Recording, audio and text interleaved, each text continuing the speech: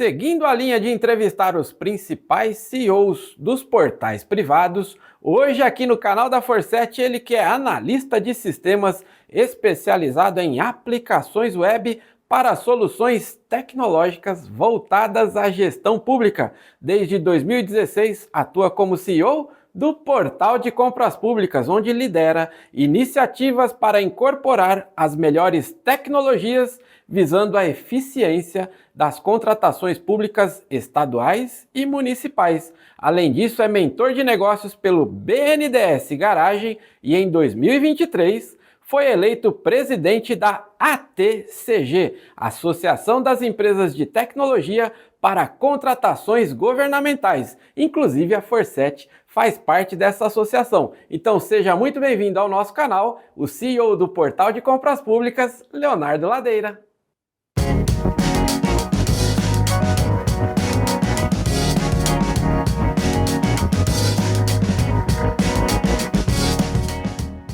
Olá a todos, estamos de volta aqui em mais uma entrevista com personalidades da área de licitação. Hoje temos o prazer de trazer Leonardo Ladeira, CEO do maior portal de compras públicas privado do Brasil, o Portal de Compras Públicas. Léo, seja bem-vindo. Antecipadamente eu agradeço a atenção e o aceite que você deu à nossa solicitação de vir gravar aqui na Forset. Obrigado.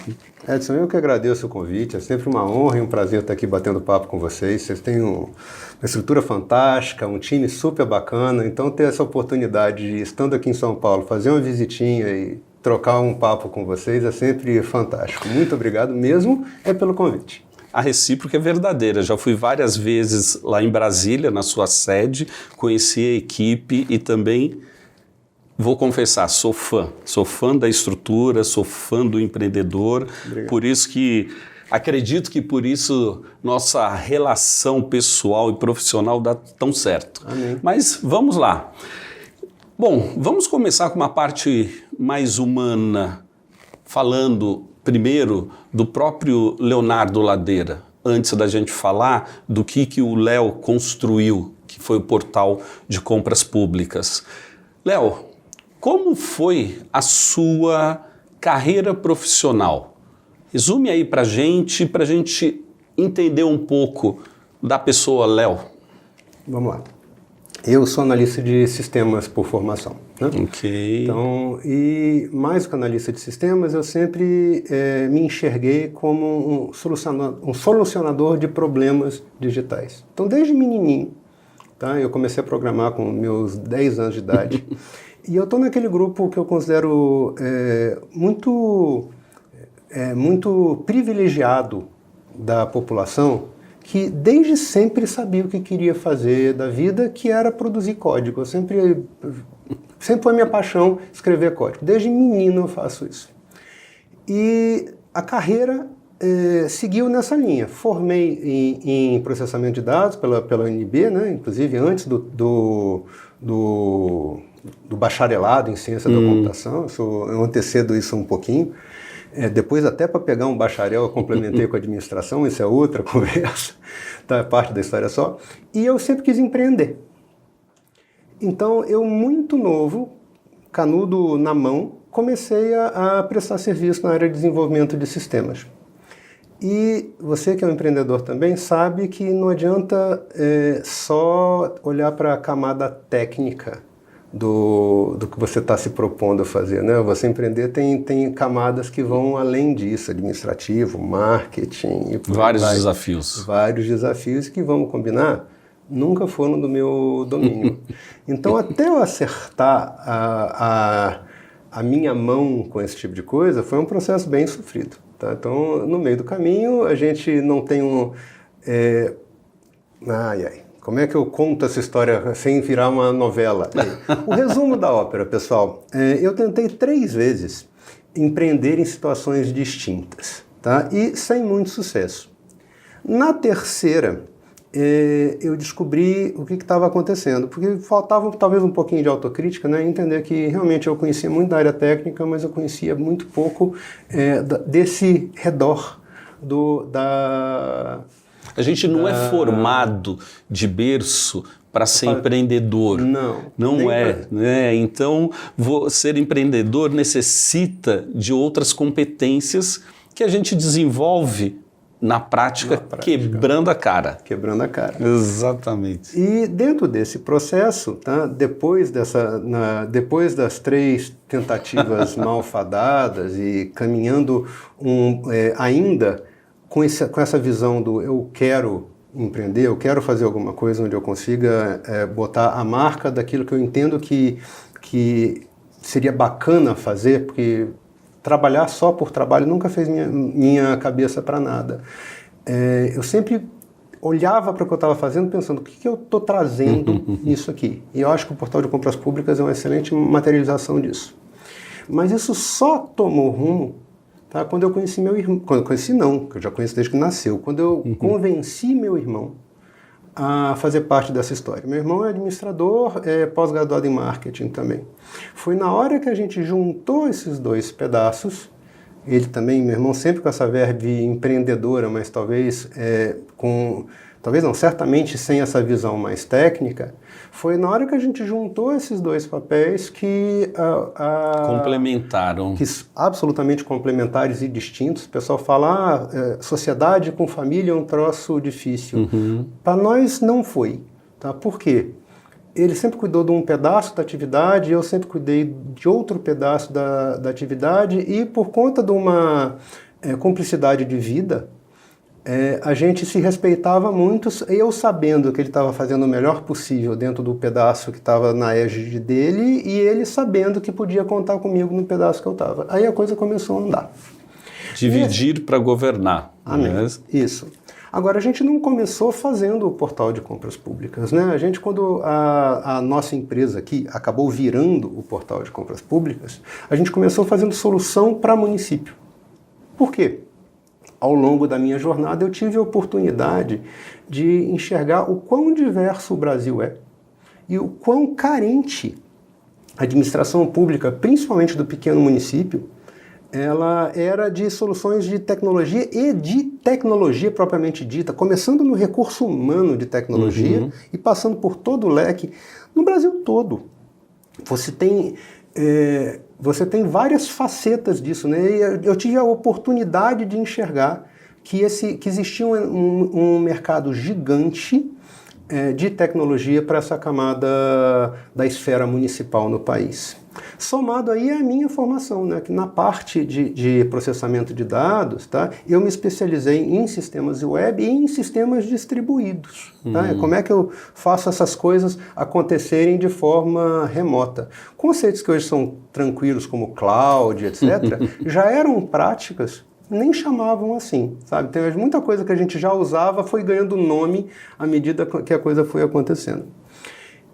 Então, as soluções que a gente construiu sempre foram pensadas em modelos de produção de software, né? A ideia era vender para o município. E essas soluções que vocês desenvolveram, vocês acabaram então tendo contato com a realidade que o Brasil que é um país continental que muitas vezes a gente fica fixo na região que nós estamos. E aí a gente vê São Paulo, Brasília, tem alto poder de desenvolvimento tecnológico para o governo. Só que aí você pega realidades do Brasil que muitas vezes até a internet é difícil de chegar. Para você entender como é que é um processo, a gente quando começou a falar, o município precisa de tecnologia, a gente vai vender software, um modelo mais clássico, vender licença para a solução A, B e C, sempre ligada com a internet. O nosso primeiro produto era uma plataforma para fazer site municipal. O segundo produto, hoje em dia isso é bobagem, né? Sim, isso é básico, né? Básico do básico. O segundo problema era um CMS, o problema que a gente resolveu era um CMS que fazia o quê? Portal de transparência também para esse mesmo público. E no meio até desse processo do vou criar soluções para esse pessoal, a gente entendeu que o formato tinha que ser adequado. Por quê? Porque não é vender licença. Não tinha infraestrutura, não tinha quem mantivesse um servidor, não tinha gente capacitada a manter aquela estrutura que a gente que era pré-requisito de um software para rodar, não é diferente de você comprar uma licença do Word. Tá? Para poder que o nosso produto funcionasse bem. Então, e a gente começou a trombar com situações do gênero, o programa estava funcionando, mas a pessoa que tinha um site na internet, o link dele não estava funcionando e era o meu telefone que tocava, tá? Enquanto prestador de serviço. Aí a gente foi entendendo que o modelo era um modelo que hoje a gente chama de SaaS, né? Que é muito além do vender uma licença, e sim vender um serviço. Um serviço. Que passou por um modelo que a gente chama de white label. Tá? Eu fiz um monte de... Aí eu já estou entrando um pouquinho na história do portal de compras públicas, talvez eu esteja me antecipando. Então vamos falar, vamos para uma próxima pergunta. Vamos trabalhar agora o portal de compras públicas. Vamos deixar a pessoa Léo, que já tem uma história desde muito novo, inserido na tecnologia e no empreendedorismo. E no empreendedorismo. Juntou com o irmão, ou seja, os dois juntos iniciaram empreendimentos na parte atender municípios com diversas soluções. Num determinado momento surge uma oportunidade que hoje virou o maior portal de compras do Brasil para o mercado público, sendo um portal privado, o portal de compras públicas. Então, conta um pouco como surgiu esta oportunidade e como você concretizou isto chegando aonde está o portal hoje. Não foi um caminho muito linear não, tá, pessoal? Se alguém pergunta, poxa, você planejou isso tudo? A partir de um certo momento teve planejamento, mas teve muito mais entender o que acontecia do que efetivamente planejar. Nesse afã de criar soluções tecnológicas, entendendo que o município precisava fazer um monte de coisas, até por força de lei, tá? Mas que faltava recurso, tá? A gente começou nesse modelo, como eu falei, de criar softwares, né? E entender o que a legislação brasileira estava trazendo, que exigia para essa camada do mercado, né, de responsabilidades na área tecnológica. Então, lá em 2002, quando saiu a Lei 10.520, né, que é a lei do pregão, a primeira lei do pregão, a gente, quando soube dessa publicação, aí o pessoal começou a falar de compras públicas do governo federal, etc. Eu falei, opa, tem mais um troço que o município vai precisar fazer e não vai dar conta de fazer sozinho. Tem mais um produto para a gente pensar aqui dentro. E a gente criou a primeira versão da nossa plataforma, que hoje seria o portal de compras públicas, né, num modelo que é exatamente esse modelo ainda do modelo da licença. Está vendendo licença para alguns órgãos, municípios, associações municipais. A gente começou a buscar esse público para criar a plataforma deles para fazer pregão eletrônico lá dentro. E cá de nós não foi mal recebido não, principalmente no Sul. A gente teve uma aceitação bem interessante a respeito desse tipo de solução. Teve um outro portal que nos antecedeu, que foi de um grande cliente, eu vou omitir nomes aqui dentro hoje, tá? Mas que também tinha um número grande de usuários, outros menores, alguns só de compradores, mas a gente vendia licença. No meio do caminho, aquela história a pessoa tinha problema, o problema não era nosso, não era do software, mas a pessoa não sabia para quem ligar, ligava para a gente fez uma primeira pivotada, né? Para quem não conhece, o termo pivotar é você dar uma mudada no rumo do teu negócio, tá? E ajustar alguma coisa, que foi transformar isso na mecânica do white label. Em vez de eu entregar licença e ficar brigando com instalação ao longo do Brasil, a gente montou uma estrutura de data center, ainda era data center, não era nuvem. Não era nuvem, era uma estrutura nossa. E a gente começou a vender o modelo que é o white label, né? Que a pessoa literalmente delega para a gente toda a operação tecnológica e física, atendimento, call center, tudo era a gente que fazia, tá? Mas a gente pintava a carinha do usuário, né? Quem entrava, o endereço era do usuário, a carinha do usuário era preservada ali dentro, então você só achava que eles pareciam muito nas funcionalidades, mas eram duas estruturas, ou N estruturas, a gente chegou a ter mais de 200 plataformas próprias instaladas no país. Antes, gerenciar isso daí, então... Era divertidíssimo. Era de dormir divertido. Sim, dormir para quê? Sempre tinha um desafio legal em cima disso. E cá entre nós é um desafio que a gente preserva até hoje, que é o seguinte: cada um quer o seu. O problema é que não é só no look and feel, não. De vez em quando alguém tem regra de negócio que ele quer a sua. Tá? E até por conta da estrutura de formação, era uma proposta. Eu permiti que a pessoa personalizasse o conjunto de regras porque era o entendimento dela. Mas eu estou aqui me adiantando na conversa. O que acontecia? Quando a gente começou a aumentar o número de usuários desse modelo de white label, eu comecei a sofrer um pouquinho com o sucesso do que a gente estava tendo. E a frase parece esquisita, mas ela é verdadeira. Por quê? A preocupação com o retorno para a sociedade sempre foi um troço muito importante para mim. Tá? E eu olhava para aquilo e falava, cara, eu estou fazendo uma coisa que, se eu tiver sucesso no que eu estou fazendo, eu estou complicando a vida da iniciativa privada no país. E isso me incomodava. Como assim? Imagina no sucesso. Imagina que eu tivesse vendido um portal próprio para cada um dos municípios brasileiros, cada um dos 5.569 municípios mais Distrito Federal. Para quem está comprando, na estrutura dele, logado, no ambiente que ele controla, com a regrinha dele, com a carinha dele, o endereço, estava tudo tranquilo. Só que para o fornecedor, 5.569 endereços, logins, ambientes para administrar, para conhecer, para acompanhar e para lembrar que existe. Resultado, eu olhava para aquilo e falava, isso no limite não vai funcionar. E se a compra pública vai fazer sentido, ela não pode acontecer da forma eficiente só para o grande, ela tem que acontecer de forma eficiente para o pequeno também. Ou seja, 5.500 e poucos municípios, cada um com sua plataforma personalizada. E todos apontando o fornecedor ficaria maluco para conseguir realmente participar num volume maior em processos de licitação. Quer dizer, ele teria que ter usuário para cada um desses portais. É um quê da realidade cá entre nós da Forset, né? É mais ou menos isso. Mas imagina isso elevado à terceira potência. Era uma coisa que ia ser um desafio para qualquer um que fosse fazer. Então, antecipo já uma segunda pergunta.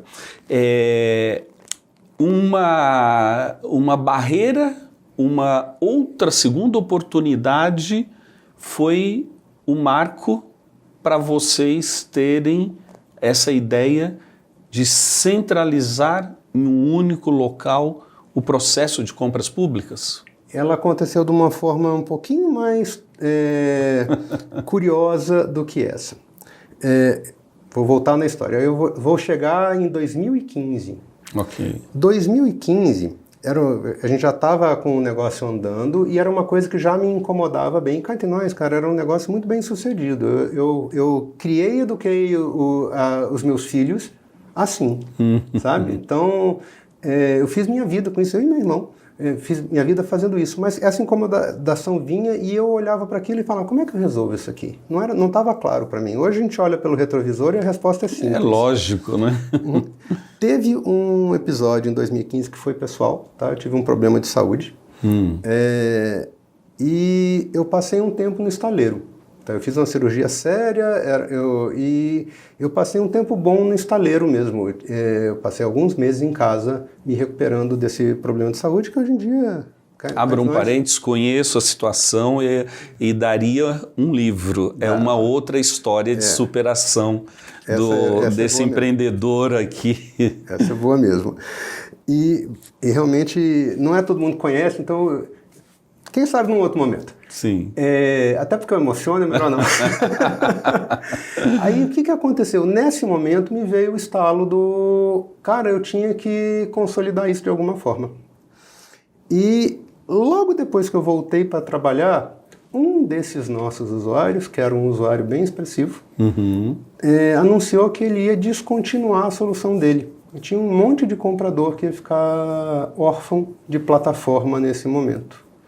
Eu olhei para o meu irmão e falei, cara, tá na hora da gente dar a segunda grande guinada do nosso negócio. E ele perguntou, qual é? Vamos matar o nosso negócio, porque tem um outro modelo que faz mais sentido. Ele olhou com a cara sem entender direito e a proposta foi a que eu levei para os nossos usuários, ela era bem ousada. Cheguei para todo esse nosso hall de usuários e falei, olha, eu quero mudar o contrato com vocês. Usuário, quando você fala, são os gestores públicos, órgãos compradores. Que a gente tinha licitado com um monte. Ok. Contrato assinado, pagando mês a mês, certinho, tudo bonitinho. E a proposta era a seguinte, você vai abrir mão de uma coisa, eu vou abrir mão de outra, que é a tua fatura, e a gente vai fazer um negócio diferente, prestando o mesmo serviço que a gente presta para vocês hoje. E qual que era a ideia? Eu busquei os nossos compradores e falei, olha, estou disposto a prestar esse seu serviço de graça. Me olharam, tinha uns que me olhavam com cara de maluco. Eu tive, inclusive, que aprender como é que falava para esse pessoal, porque as primeiras vezes que eu falei, quando eu cheguei no nosso maior comprador, Porto Alegre, à época, e eu fui falar isso pelo caminho errado, falei, não, estou pensando em cancelar o nosso contrato, mas eu quase apanhei. Então, calma, tem um monte de processo, como é que você vai fazer um negócio comigo? Calma, não vai parar nada. Aí eu expliquei, olha, você abre mão do seu endereço, tá? Eu abro mão da minha fatura, tá? E a gente vai adotar o mesmo modelo que o Banco do Brasil utilizava. Aí, desculpa se eu estou citando um nome, não deveria, mas sempre foi o nosso... Até porque é um portal público. Né? Exato, e sempre foi uma fonte de inspiração. Por quê? Porque ele entende que não tem almoço grátis nessa história, sabe? Eu acho que não faz o menor sentido a gente estar discutindo gratuidade de plataforma num momento onde eu estou custeando uma operação tecnológica cara com dinheiro de contribuinte. Tá? Então, eu entendo que quem está participando de um processo licitatório, você conhece bem esse lado também, do lado do fornecedor, não está querendo fazer uma doação para o Estado, não. Está querendo aferir. É um negócio, tem que ter lucro. Outro. E eu entendo que esforço de venda é uma rubrica de despesa válida. Acho que faz muito mais sentido que o interessado em aferir ganho financeiro com um negócio com a instituição pública esteja disposto a pagar um custo transacional em cima disso. Eu sou contra a cobrança de participação em resultados, tipo coisa. Sim, essa conversa é longa. O Tribunal de Contas já bateu nisso daí. Eles concordam, na verdade eu concordo com eles, vamos entender quem que é quem nessa história. Não faz muito sentido para isso mesmo, não. Mas a ideia era bem essa, um modelo que seguia a ideia do Banco do Brasil, inclusive na época, eu não me rogo em contar essa história, minha pegada foi, eu ainda vou cobrar menos que o Banco do Brasil. Meu preço era 5% mais barato que o do Banco do Brasil, flat, linear. Tá? E a gente vai continuar prestando esse serviço para os órgãos que estavam nos usando. Isso teve reações diversas. Tá? Teve gente que não aceitou abrir mão dos próprios contratos, teve que só foi topar essa mudança depois que ele viu andando, mas a gente teve uma conversão bacana. Tanto é que no dia 13 de junho de 2016, a gente publicou e liberou o DNS do portal de compras públicas, né, que foi essa junção. Repete, em que data? 13 de junho de 2016. 2016. Dia seguinte de um Dia dos Namorados, que eu tenho certeza que a minha esposa não vai esquecer nunca, nem me deixar esquecer nunca, porque enquanto o Dia dos Namorados corria e ela estava sozinha, eu estava junto com o meu time inteiro no CPD fazendo exatamente essa conversão de dado de um monte de lugar diferente para uma plataforma própria para poder cumprir com a promessa que eu fiz para todos, inclusive para o pessoal de Porto Alegre, que eu já citei aqui dentro, que você não perde nada e que você continua rodando com o seu processo do jeito que você estava e a gente só redireciona os endereços para continuar aqui dentro. E então foi um Dia dos Namorados bem chato para minha esposa, que eu nem vi passar, mas a gente publicou esse mas portal. Valeu a pena. Valeu a pena, valeu. Teve compensações. Isso, e ele começou assim. E aí eu enxerguei que fazia sentido, sabe, Edson? Por quê? Porque aí eu estava facilitando não só a vida do gestor público, tá? Como eu também estava facilitando a vida do fornecedor, porque eu enxergava um caminho de concentração de oportunidade, consequentemente de ganho de escala, tá? Inclusive para o nosso usuário, não só para nós, tá? Porque inegavelmente o ganho de escala meio que vem. Mas ele é um negócio que ele acaba fazendo sentido para todas as partes envolvidas. Ou seja, eu sempre falo que o governo fomenta negócios com novas leis, mudanças de leis, exigência, então acaba gerando para a sociedade demanda de mudanças, de evolução. Mas além disso, no seu caso, você também viu a oportunidade de desenhar um novo modelo de trabalho. Sim. Nesse novo modelo, vamos entrar numa próxima pergunta. Você deixou de cobrar a fatura para o órgão público para poder centralizar em um único portal, que hoje é o portal de compras públicas. Nesse sentido, esse modelo de negócio traz economia para o órgão público? Muita. Explica. Vamos explicar. Quando a gente fala em preço, tá? A gente tem que pensar de uma forma um pouquinho mais ampla, né? Custo, né? Uhum. Você tem o custo direto de qualquer solução e a gente tem aquilo que a gente chama de custo de propriedade. Quanto custa para manter essa solução? No nosso caso, o que a gente buscou fazer? A gente buscou eliminar todo o custo direto para o órgão público, não tem um tostão de dinheiro público, nunca teve, desde essa data, não teve mais fatura pública acontecendo para isso aí. Inclusive, foi um CNPJ que foi criado para isso, então ele nasceu realmente com esse conceito funcionando. E quando eu concentro essa quantidade de oportunidades num lugar só, né, em vez de você procurar a compra de um órgão só, você começa a encontrar, na época a gente começou exatos com 178 compradores no portal. Hoje passam de 3.600 municípios com contrato conosco. Se você pensar em todas as esferas, o número é bem maior. Então, nem todo mundo compra o tempo todo, tem muito município Sim. pequeno, é parte daquela nossa conversa no começo, para fazer sentido, tem que fazer sentido para o pequeno. Tá? E tem um bocado de comprador também indireto, através de consórcios, que a gente tem uma participação muito significativa dentro disso. Se eu consigo aumentar o número de fornecedores que está vendo a sua necessidade de compra, eu automaticamente aumento a competição. Se eu tenho uma competição aumentada, eu tenho uma diminuição de preço. Natural de preço. Então a administração pública ganha, na verdade, 3 vezes. Ela ganha em não precisar ter nenhum dispêndio direto, além, claro, da mão de obra, que era fundamental nisso. A gente ganha na diminuição objetiva do preço do custo de aquisição daqueles bens e serviços que são necessários. E eu faço uma comparação muito clara porque a plataforma nasceu no tempo onde era o pregão, ele não era necessariamente eletrônico. Então a gente sempre fez o presencial também na plataforma. Então a gente sempre comparava o preço do mesmo bem, formato presencial para o formato eletrônico na mesma região. E a diferença era significativa. A gente conseguia demonstrar que o pregão presencial era menos vantajoso para a administração pública. Então a gente pode falar que com esta mudança de estratégia, a criação do portal de compras públicas, centralizando todos os órgãos que eram clientes de vocês, houve uma democratização para o fornecedor poder acessar mais de um órgão público, porque antes ele tinha que acessar vários portais. Então vocês criaram uma solução que centraliza as oportunidades e aí acaba democratizando o acesso às oportunidades de licitação. A gente inegavelmente fez isso, mas não foi essa a principal invenção, porque vamos combinar, o governo federal tinha e deixava isso aberto para outros, o Banco do Brasil já existia e já era um exemplo. Qual que foi a diferença disso tudo?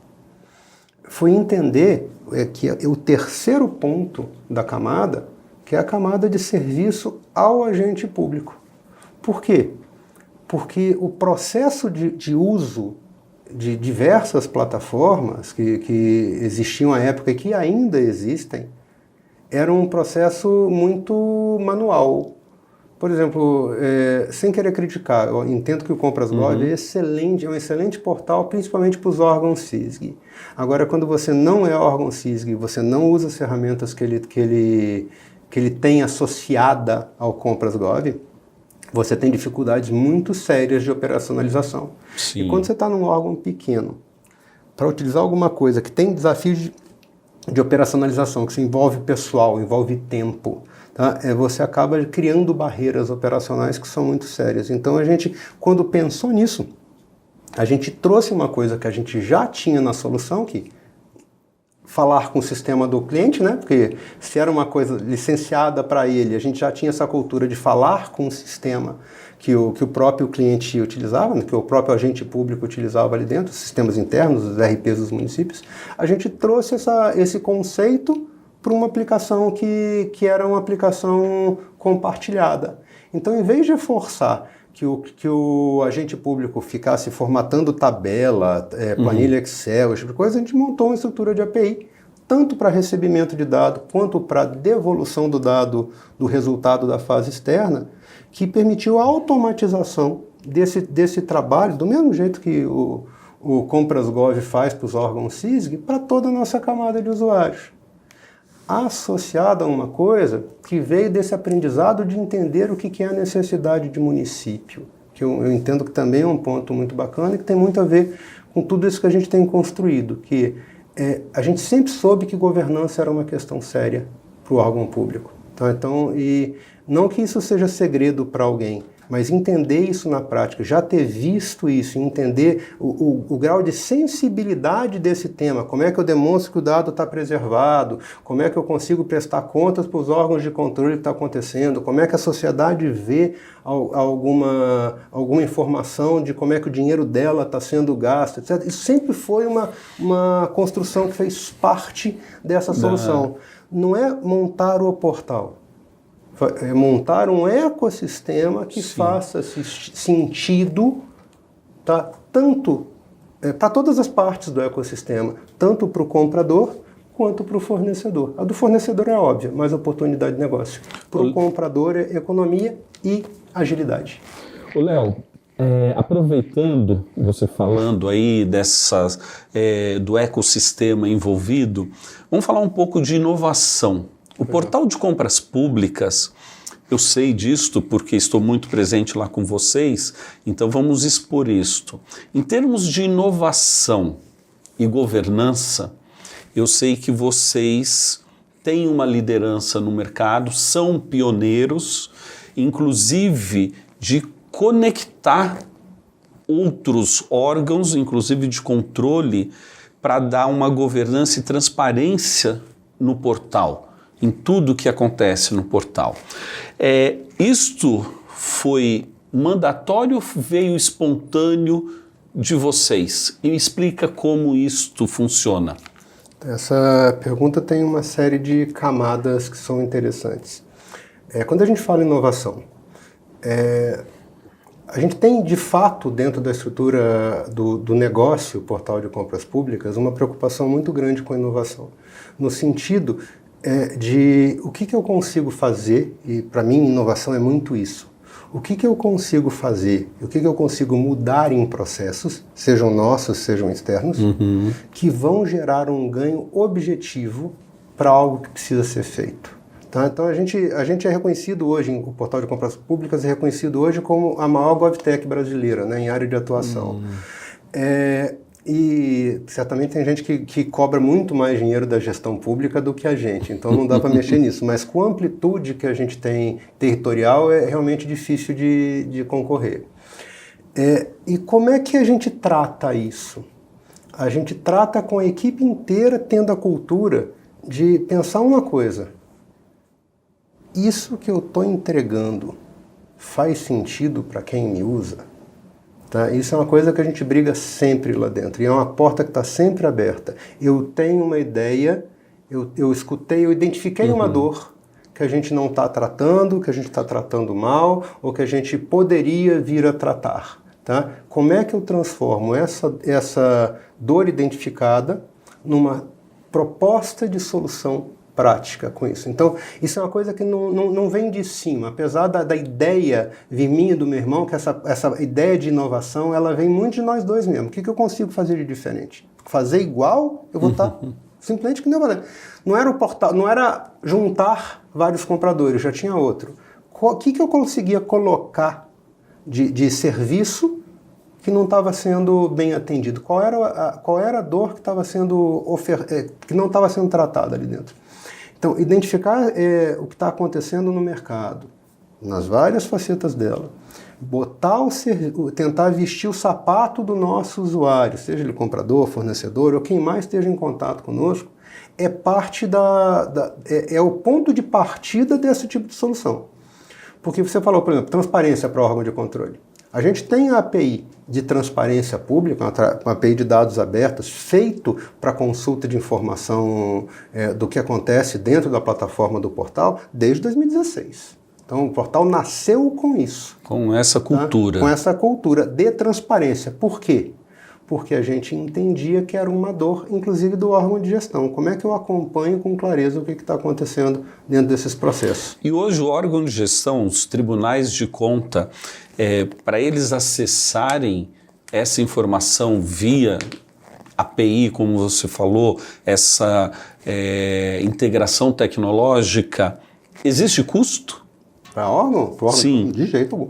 Então não é só o órgão comprador. A esfera de controle, os tribunais de conta, também utilizam o portal de compras públicas para auditar os processos licitatórios, através das informações que são geradas pelo próprio portal. E isso tanto de forma autônoma, usando uma API, como com acesso direto, porque a gente tem um perfil de usuário desenhado para órgão de controle que permite que ele acesse as informações de todos os jurisdicionados do órgão. Entrando no próprio portal, se logando no portal. Exatamente. Ah, entendi. E entre nós a API é mais usada, mas existe essa possibilidade. Além disso, toda uma equipe que trabalha em cima do assunto transparência, porque até o tipo de recurso que a gente disponibiliza tem evoluído ao longo do tempo de acordo com as demandas que vão sendo apresentadas e identificadas. Então, isso aí é um trabalho ativo do portal. Por quê? A gente, inclusive, apresenta, Eu tenho reuniões pelo Brasil afora, falando não só com os órgãos de controle, como TCU, etc., como a parte de Ministério Público. A gente conversa com esse pessoal para mostrar, olha, você quer entender o que está acontecendo? Está aqui. Essa informação não é do portal de compras públicas, essa informação é pública. O portal de compras públicas é só fiel depositário dessa informação, com as responsabilidades que estão ali associadas a ela. Então isso é uma coisa que a gente sabe que se preocupa muito. Nesse sentido, eu como brasileiro, eu consigo acessar o portal de compras públicas e ter a visibilidade de tudo do que está acontecendo de forma absolutamente gratuita e anônima. Por quê? Porque você não precisa fazer nenhuma forma de cadastro para você acessar os dados que estão acontecendo. Você acompanha o que está acontecendo de disputa em tempo real. E ela foi pensada, eu tenho muito orgulho desse pedaço aqui, porque a gente sabe que um monte de gente de outras plataformas, inclusive públicas, se inspirou nas buscas que a gente tem para simplificar o próprio processo de acompanhamento de licitações em tempo real. Que a gente pensou uma coisa que ficasse simples e objetiva para o usuário entender o que está acontecendo. Inclusive, Edson, para manifestação pública cabível. Por exemplo, se alguém está consultando um processo no portal de compras públicas e identifica que tem algo errado numa licitação, ele pode entrar com um pedido de impugnação daquele processo, mesmo de forma anônima. Ele pode até se identificar, mas ele não precisa se identificar, pela própria plataforma sem ter que fazer cadastro. E isso é encaminhado, e isso é parte das respostas que o órgão tem que dar na fase que está prevista, estão previstos os pedidos de impugnação de processo. Se ele tem uma dúvida, da mesma forma, com a mesma característica. Isso pode acontecer, inclusive, de forma anônima. Porque, às vezes alguém acha que tem algo errado ali, não gostou de alguma coisa que viu, está enxergando alguma coisa que parece esquisita, mas às vezes é um servidor público, às vezes é alguém que tem medo de uma retaliação do que pode estar acontecendo. Gente, é o dinheiro da nação, é o meu dinheiro, é o seu dinheiro, o dinheiro de todo mundo aqui dentro. A gente tem sim direito de querer entender como é que está sendo gasto. E a gente busca facilitar isso ao máximo. Não, isso é fantástico, até porque você torna, como você disse, essa cultura que já nasceu com o portal de compras pública, torna modelo para o mercado. Sim, um monte de gente veio atrás. E Léo, então falando um pouco, já que você falou que qualquer brasileiro pode acessar os processos licitatórios que estão acontecendo no portal de compras públicas, sem a necessidade de ter cadastro, de pagar, qualquer empresa precisa se manter, precisa dar lucro. Como que o portal de compras públicas hoje monetiza para prestar esse serviço que presta aí para o Brasil? Como que é o modelo comercial de vocês?